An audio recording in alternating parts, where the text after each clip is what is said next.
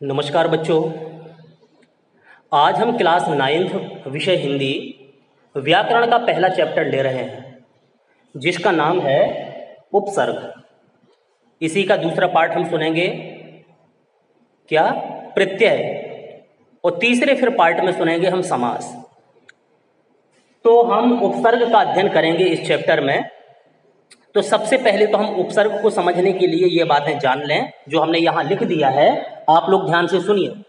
क्या लिखा है कि प्रत्येक भाषा में, कोई भी भाषा हो, प्रत्येक भाषा में नए नए शब्द बनाए जाने की प्रक्रिया निरंतर चलती रहती है। प्रत्येक भाषा में नए नए शब्द बनाए जाने की प्रक्रिया निरंतर चलती रहती है। इसे शब्द निर्माण की प्रक्रिया कहते हैं। इसको क्या कहते हैं? इसे कहते हैं हम शब्द निर्माण की प्रक्रिया। मूल शब्दों में कुछ शब्दांश या शब्द जोड़ करके नए शब्दों का निर्माण किया जाता है। जो मूल शब्द होते हैं, ठीक है ना, तो मूल शब्द में कुछ शब्दांश जोड़ दें हम, या कुछ शब्द जोड़ दें, और कुछ शब्दांश या शब्द जोड़ करके नए शब्दों का निर्माण किया जाता है। नए शब्द बन जाते हैं, है कि नहीं? मूल शब्द में कुछ शब्दांश या शब्द जोड़ने के बाद नए शब्दों का निर्माण हो जाता है, ठीक है कि नहीं? तो ये शब्द निर्माण, कोई पूछे आपसे कितने प्रकार से हो सकता है, तो यह शब्द निर्माण 3 प्रकार से होता है। 3 प्रकार से आपका शब्द निर्माण होता है। पहला है उपसर्ग के द्वारा, दूसरा है प्रत्यय द्वारा, तीसरा समास द्वारा, ठीक है कि नहीं? इन 3 के द्वारा शब्द निर्माण होता है। फिर से एक बार आप पढ़ लीजिए। प्रत्येक भाषा में नए नए शब्द बनाए जाने की प्रक्रिया, जो नए नए शब्द बनते हैं, है ना, उनको बनाए जाने की प्रक्रिया हर भाषा में निरंतर चलती रहती है, ठीक है कि नहीं? तो नए शब्द बनने की प्रक्रिया को ही हम शब्द निर्माण की प्रक्रिया कहते हैं। और ये कैसे बनते हैं? मूल शब्दों में कुछ शब्दांश जोड़ दें हम, या कुछ शब्द जोड़ दें, ठीक है ना, तो उनसे नए शब्दों का निर्माण होता है। और ये शब्द निर्माण 3 प्रकार से होता है। शब्द निर्माण कितने प्रकार से होता है? 3 प्रकार से होता है। उपसर्ग के द्वारा हम शब्द निर्माण कर सकते हैं, प्रत्यय के द्वारा शब्द निर्माण कर सकते हैं, और आपके समास के द्वारा हम शब्द निर्माण कर सकते हैं। तो इन 3 शब्द के द्वारा, ठीक है कि नहीं, 3 प्रत्यय के द्वारा, उपसर्ग के द्वारा, समास के द्वारा शब्द निर्माण होता है। इसलिए शब्द निर्माण 3 प्रकार से हो सकता है, ठीक है? और लेकिन अभी हमें इस वीडियो में आपका उपसर्ग का अध्ययन करना है। इसके द्वारा शब्द निर्माण पढ़ना है, उपसर्ग द्वारा, ठीक है ना? तो इसके द्वारा चलिए हम पढ़ें। इसको पहले मिटा दें हम। उपसर्ग द्वारा शब्द निर्माण कैसे होता है, इसका अध्ययन हमें करना है। तो चलिए इसको हम मिटा दें पहले। चलिए तो अब हम समझते हैं कि ये उपसर्ग जो है आपका है क्या। उपसर्ग की परिभाषा पहले हम समझ लें, फिर इसके एग्जाम्पल्स देखेंगे हम। देखिए ये हमने लिख दिया है उपसर्ग के लिए कि ये वे लघुत्तम शब्दांश हैं। लघुत्तम माने छोटे से छोटे, सूक्ष्म, छोटे से। ये वे लघुत्तम शब्दांश हैं, शब्दों के अंश। छोटे से छोटे शब्दों के अंश होते हैं उपसर्ग, जो शब्द के प्रारंभ में लग करके, शब्द के कहाँ लगते हैं? ये शुरुआत में, पहले, प्रारंभ में।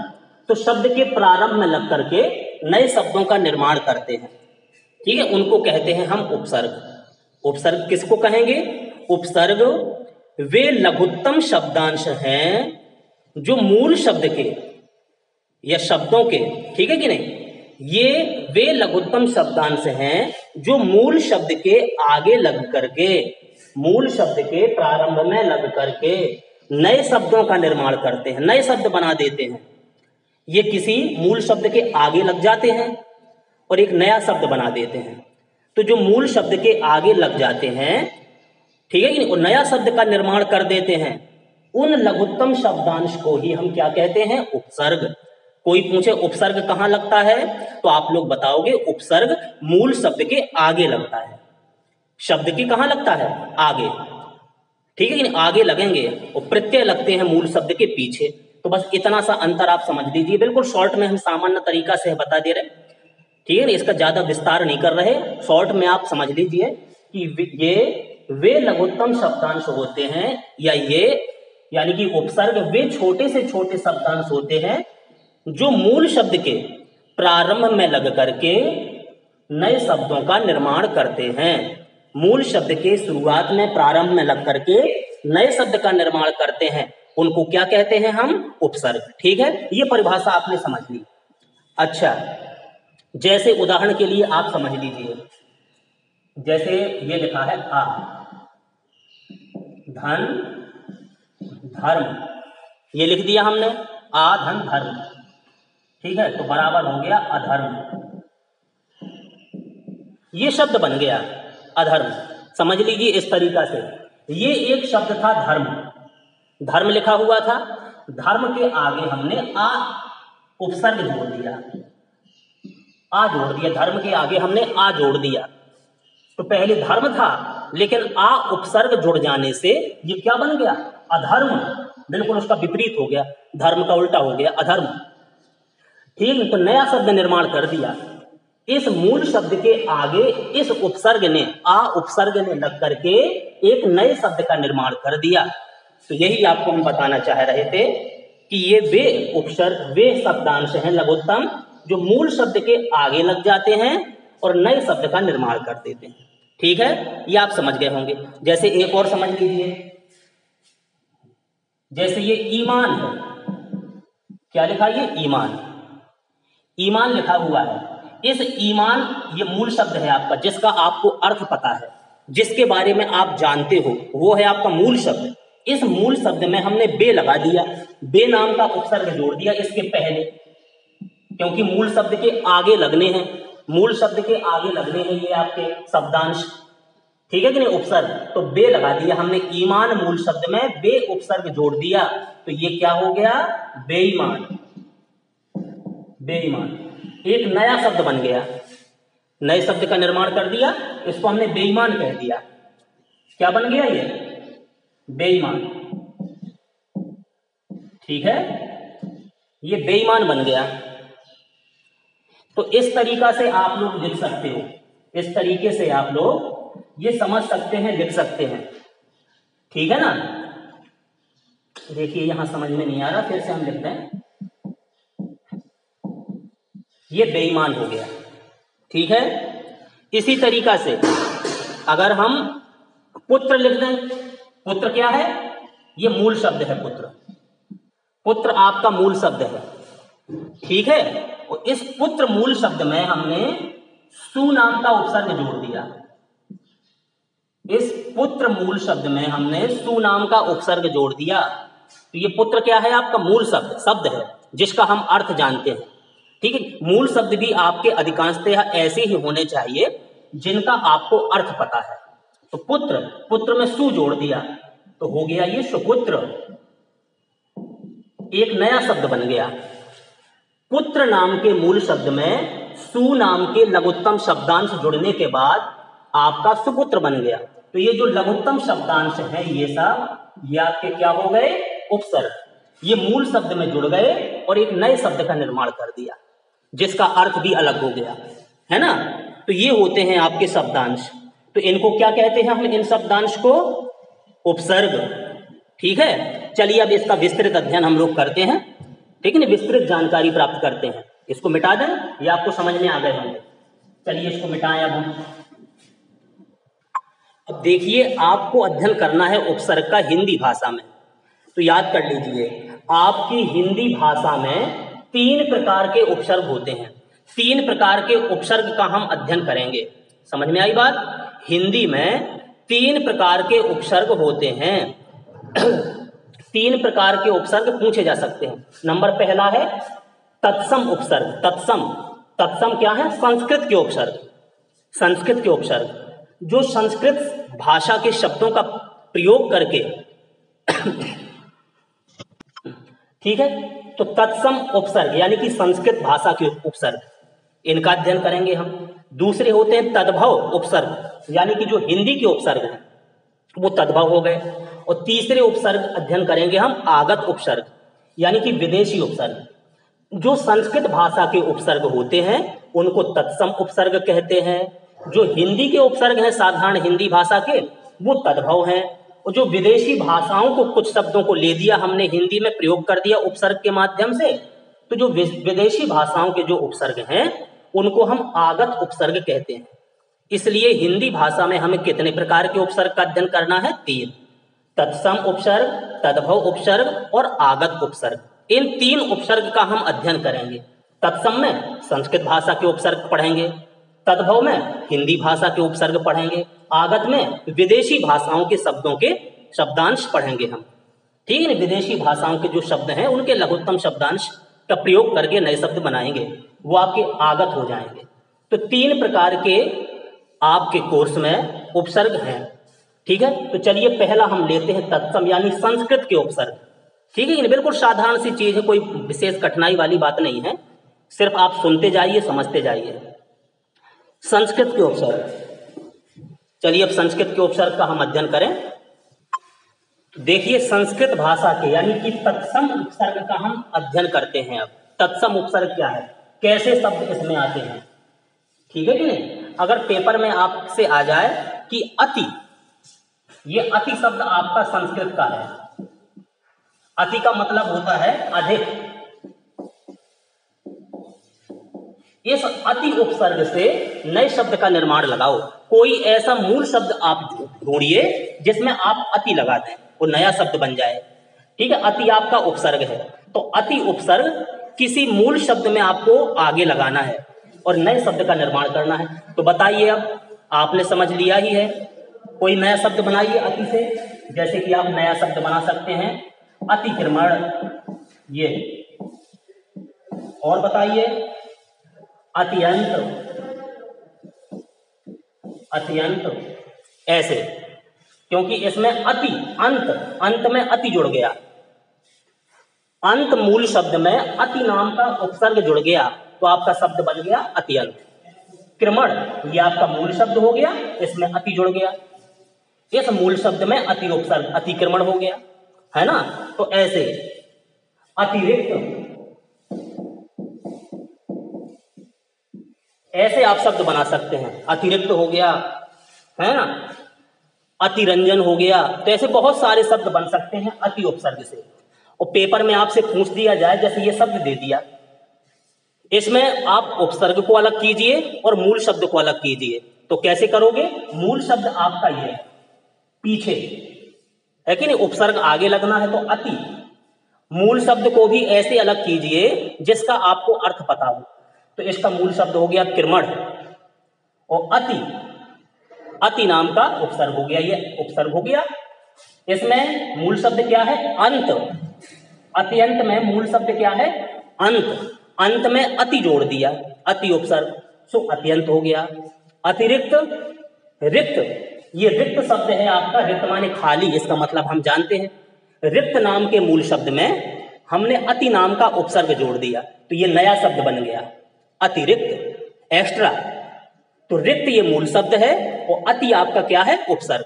ठीक, तो इस तरीका से आप पहचान कर सकते हो। चलिए हम दूसरा उपसर्ग आपको बताएं, अधि। बताइए, अधि उपसर्ग लगा के, अधि माने होता है तो ऊपर भी लिख सकते हैं, और अधि माने आपका श्रेष्ठ भी होता है। अधि माने श्रेष्ठ भी होता है और अधि माने ऊपर भी होता है। बताइए, इनसे बनाइए कोई नए शब्द, इस उपसर्ग का प्रयोग करके कोई मूल शब्द में जोड़िए अधि। आपका अधिशासी, है ना, कहते हैं अधिशासी अभियंता, ये शासी शब्द मूल शब्द है, इसमें अधि जुड़ गया। ठीक है, अच्छा, अधिकार,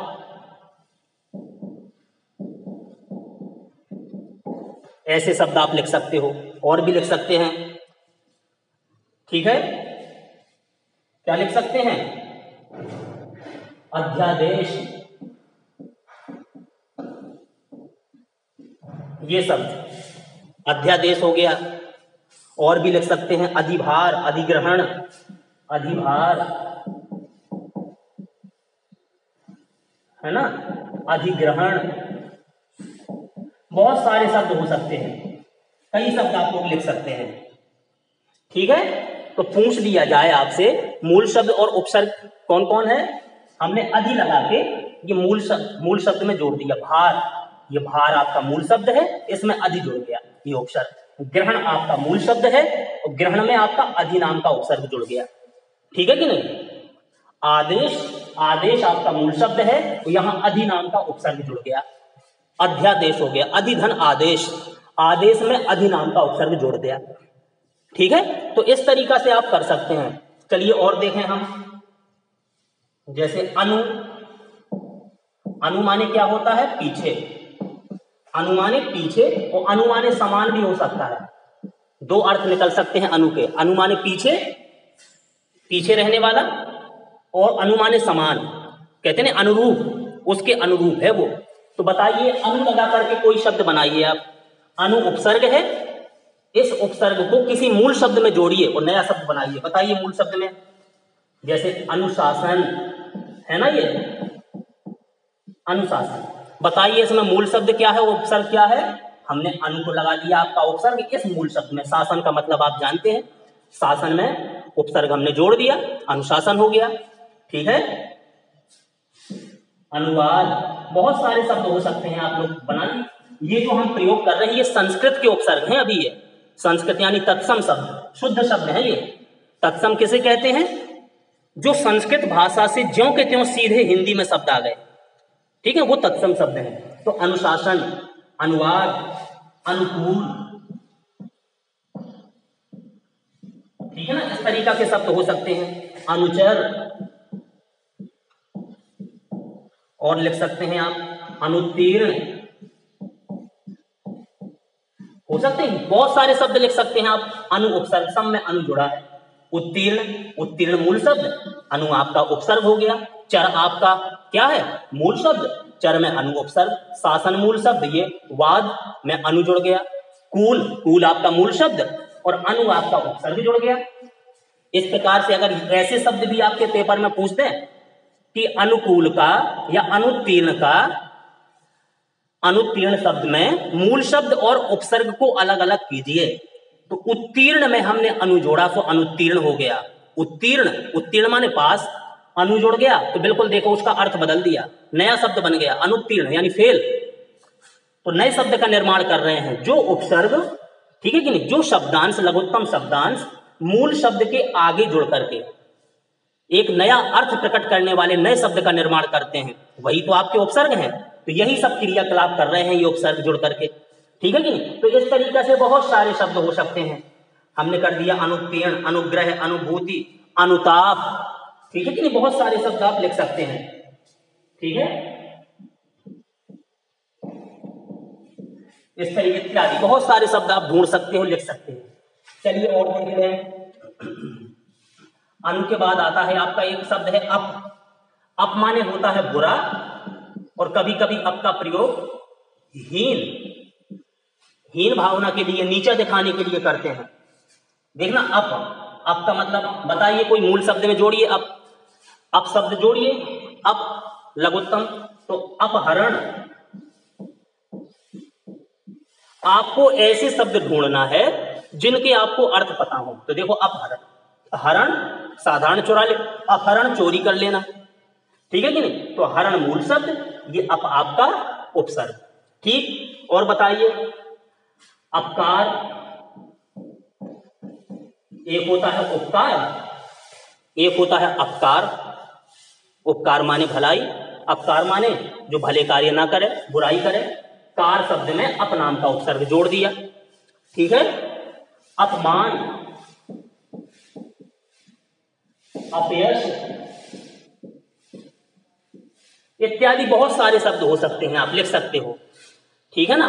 अपयश लिख सकते हैं ना आप लोग, बहुत सारे शब्दों का प्रयोग करके आप लिख सकते हैं। और बताइए अपमार्ग,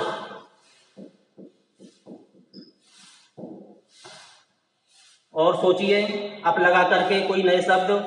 अपशब्द, बताइए अपशब्द में मूल शब्द क्या है और उपसर्ग क्या है। अपशब्द में मूल शब्द क्या है? शब्द, शब्द का अर्थ जानते हैं। इसमें अप नाम का मूल उपसर्ग जुड़ गया।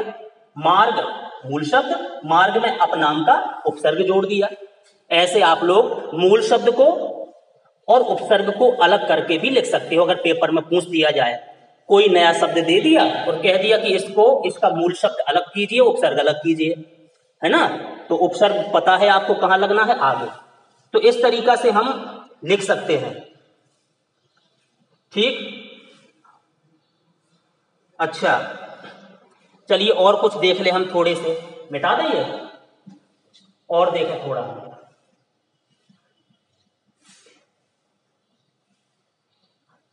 चलिए आज अच्छी तरह हम संस्कृत के यानी कि तत्सम शब्दों के उपसर्ग देख ले कैसे बनाए जाते हैं। फिर इसी तरीका से आप लोग हिंदी के बना दोगे, कोई दिक्कत वाली बात नहीं है। ठीक है, अच्छा अगर हम पूछ दें आपसे अभी, ये लिखा है अभी, अभी माने क्या होता है?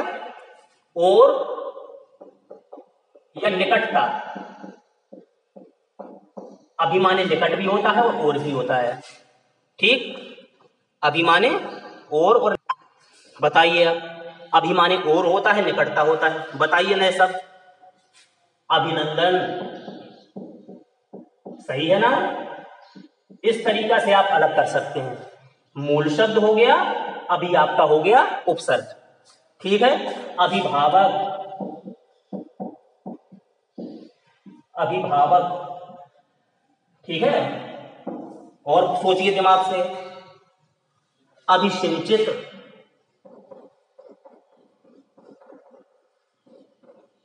अभिसिंचित, सिंचित आपका मूल शब्द, अभी आपका उपसर्ग हो गया। ठीक है, अभिनेता। बताइए अभिनेता में मूल शब्द क्या है? ये नेता आपका मूल शब्द है और ये अभी आपका ये आपका उपसर्ग है। ऐसे बहुत सारे शब्द आप बना सकते हैं अभी से। अभिमान, अभिषेक, अभिनय, अभिनव। ठीक है कि नहीं? अभिराम, अभिमान, कितने शब्द बन सकते हैं? बहुत सारे शब्द बना सकते हैं। चलिए दूसरा शब्द हम देखें। एक होता है अव, अव माने भी आपका बुरा होता है और हीन। बनाइए अव से। अवकाश, अवकाश हो गया। अवगत, अवकाश, अवगत, अवतार इत्यादि बहुत सारे शब्द आप बना सकते हैं अव से भी, है ना? अवलोकन, अवचेतन, अवमूल्यन। ठीक है, इत्यादि बहुत से शब्द बन सकते हैं। चलिए हम और देख लें कुछ महत्वपूर्ण, जैसे आ, बड़ा आ, इसका मतलब होता है सहित, और कभी कभी इसका प्रयोग तक तक किया जाता है, तक। बताइए आ लगा करके, आ लगा करके कोई नए शब्द बनाइए, मूल शब्द में आ जोड़िए। आलोक, आलोक। ठीक है, ये लोक आपका हो गया मूल शब्द और इसमें आ नाम का हमने उपसर्ग जोड़ दिया। आलोक, आक्रोश, आगत। ठीक है, आमंत्रण, आमरण, बहुत सारे शब्द हो सकते हैं। ठीक है, आयोजन, कितने शब्द हो सकते हैं? आक्रोश में बताइए क्रोश क्या है? मूल शब्द, और इसमें आ नाम का उपसर्ग जुड़ गया। चलिए उत, अब आपको मूल शब्द और उपसर्ग अलग करते बनने लगा होगा। ठीक है कि नहीं? इसका भी प्रयोग करते जाइए, सब समझते जाइए। उत का मतलब होता है उत्कर्ष, कभी कभी उत का मतलब होता है ऊपर के लिए। बताइए उत, उत्सर्ग। ठीक है ना? उत्तम, इस तरीके के शब्द। उत्कंठा, ठीक है, उद्भव इत्यादि बहुत सारे शब्द आप लिख सकते हो। ठीक है कि नहीं? आगे वाले उपसर्ग, पीछे वाले मूल शब्द अलग कर सकते हो। ठीक, एक होता है उप, उप माने अच्छा और उप माने छोटा भी। बताइए उपहार, उपकार, उपदेश, हो सकते हैं ये, और भी बहुत सारे आप लिख सकते हो। ठीक है, उपनाम, उपयोग, उपसर्ग जो लिख रहे हैं ये भी आपका उप में आ सकता है। उपसर्ग का अध्ययन कर रहे हैं, उपसर्ग भी आपका है, ठीक है ना। सर्ग आपका मूल शब्द हो गया, इसमें उपनाम का उपसर्ग जुड़ गया, उपसर्ग शब्द भी एक नया शब्द बन गया, ठीक है। इस तरीका से दुर, छोटा दू, रा, रा में हलंत लगा दी हमने, ये आधा रा हो गया। दुर का मतलब होता है बुरा, और दुर का मतलब कठिन भी होता है, कभी कभी कठिन शब्द के लिए भी प्रयोग किया जाता है। जैसे दुर्दशा, दशा शब्द में हमने ये दुर जोड़ दिया, दुर नाम का उपसर्ग, ठीक है। दुर्गंध हो सकते हैं ना, बहुत सारे शब्द आप बना सकते हो, ठीक है ना। दुर्गुण, दुर्बल इत्यादि बहुत सारे लिख सकते हो, ढेर सारे आप लोग शब्द ढूंढ करके लिख सकते हो। अच्छा, एक होता है निर, निर शब्द से बनाइए, बताइए निर शब्द से। निर का मतलब होता है निषेध, मना करने के लिए भी, और बिना, ये दो मतलब निकलते हैं जहां निर लग जाए, निर शब्द लगने से। तो निर्गुण, ये सब संस्कृत के उपसर्ग हैं बेटा, संस्कृत के शब्द हैं ये, इसलिए तत्सम उपसर्ग है ये, तत्सम उपसर्ग। निर्गुण, और बताइए निर्दोष,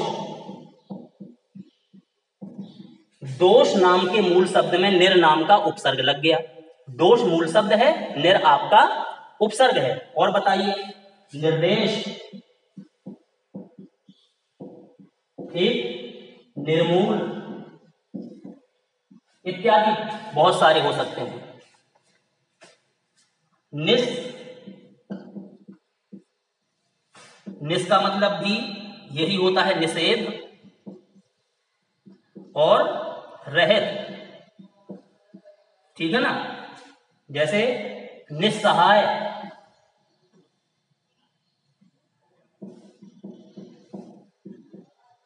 बिना सहायता के, सहाय मूल शब्द हो गया, इसमें निस नाम का उपसर्ग आपने जोड़ दिया। निस्संकोच,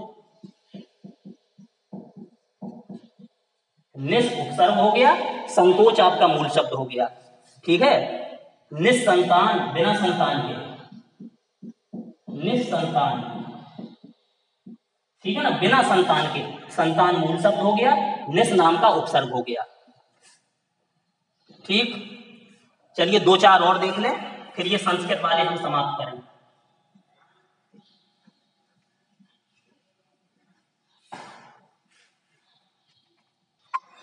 देखिए ये और हमने कुछ लिख दिए हैं, जैसे नी आपका उपसर्ग है, नी का मतलब नीचे या भीतर। बहुत सारे आप नए शब्द बना सकते हैं, निकुंज, निहित, निधन इत्यादि बहुत सारे। परा है, परा का मतलब अधिक, कभी कभी उल्टा के लिए भी प्रयोग किया जाता है, जैसे पराक्रम, पराजय, पराशक्ति। क्रम आपका मूल शब्द, परा आपका उपसर्ग, जय आपका मूल शब्द, परा आपका उपसर्ग, शक्ति मूल शब्द, परा आपका उपसर्ग। परि, परि माने अधिक, कभी कभी चारों ओर, जैसे परिचय, परिक्रमा, परिपूर्ण। प्रा, प्रा का मतलब होता है आगे, कभी कभी अधिक के लिए भी प्रयोग किया जाता है, जैसे प्रयोग, प्रयास, प्रदूषण। प्रीति, प्रीति का मतलब होता है विरोध, कभी कभी प्रत्येक के लिए भी इसका प्रयोग किया जाता है, जैसे प्रतिशोध, प्रतिकूल, प्रतिवेदन। वि, विरोध, अभाव, कभी कभी जैसे कि विकल्प, विवश, विदेश। अब आप लोग मूल शब्द और ये, जैसे हम छोटा सु ले दें, सु और कर दें, सु का मतलब क्या होगा, सुंदर।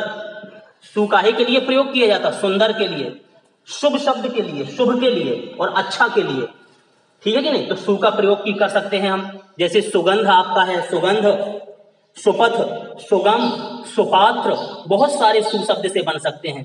अब कुछ महत्वपूर्ण शब्द और हैं बिल्कुल संस्कृत के, शुद्ध संस्कृत भाषा के, उनको थोड़ा सा जल्दी 2 मिनट के अंदर हम और देख लें, फिर इस वीडियो को हम समाप्त करेंगे।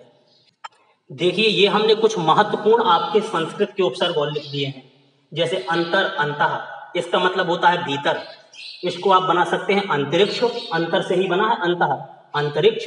अंतर्यामी, अंतर प्लस यामी, ठीक है कि नहीं, यामी आपका मूल शब्द हो गया, अंतर उपसर्ग। अंतरराष्ट्रीय, राष्ट्रीय मूल शब्द, अंतर आपका उपसर्ग।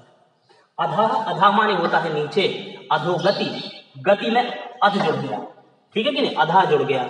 अधः पतन, नीचे को गिरा हुआ। अधोभाग, नीचे का हिस्सा, भाग मूल शब्द अधः, इसका अगर विच्छेदन करेंगे ये विसर्ग संधि है, अधः धन भाग, अधोभाग, ओ की मात्रा लग जाएगी, अधः, अधः ही लिखा है ये इस तरीके से। अन, अन का मतलब अभाव, अन्यथा, अनास्था, अनाचार, अनधन आचार, आचार मूल शब्द, अन आपका उपसर्ग। अलम, अलम माने होता है बहुत, अलंकार, अलंकरण, अलंकृत, अलम, अलम प्लस आकार, अलम आकार, अलंकार हो गया, अलम शब्द है ये विच्छेदन करेंगे तो अलम ही आएगा। कु, कु का मतलब बुरा, लिख सकते हैं आप कुपुत्र, कुपात्र, कुरूप, कुचक्र, और भी बहुत सारे लिख सकते हैं। चिर, चिर का मतलब होता है दीर्घकालीन, लंबे समय तक के लिए। चिरकाल, चिर स्मरणीय, चिर आयु, आयु में मूल शब्द जुड़ गया चिर, ठीक है। पर, पर माने अन्य यानी परलोक, पराश्रय, परजीवी। पुनर, पुनर का मतलब होता है फिर, यानी कि पुनर्जन्म, पुनर प्लस जन्म, जन्म जुड़ गया, जन्म मूल शब्द, पुनर आपका उपसर्ग। पुनर्विवाह, विवाह आपका मूल शब्द, पुनर आपका उपसर्ग। पुनर्जागरण, जागरण मूल शब्द, पुनर आपका उपसर्ग। पुरा, पुरा माने पहले, पुरातत्व, पुराकालीन, पुराकथा। बहिष, बहिष माने होता है बाहर, यानी कि इसको बना सकते हैं आप बहिष्कार, बहिष आकार। बहिर्मुख, बहिर आपका हो गया ये आपका उपसर्ग, और मुख आपका हो गया मूल शब्द।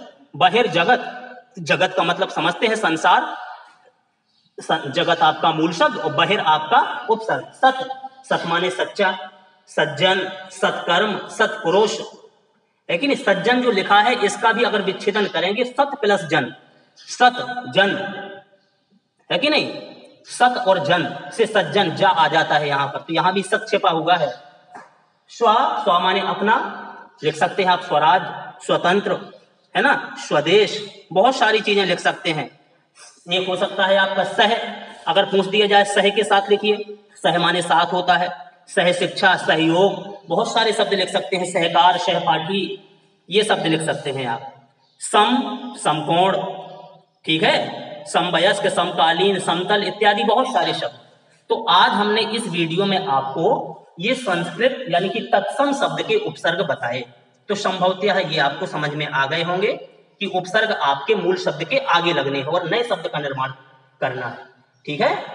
तो ये आपके उपसर्ग थे, ये मूल शब्द में लग करके ये नए शब्द बना दिए, तो ये आपको समझ में आ गया होगा। तो इसलिए अब हम इस वीडियो को यहीं पर समाप्त करते हैं। धन्यवाद।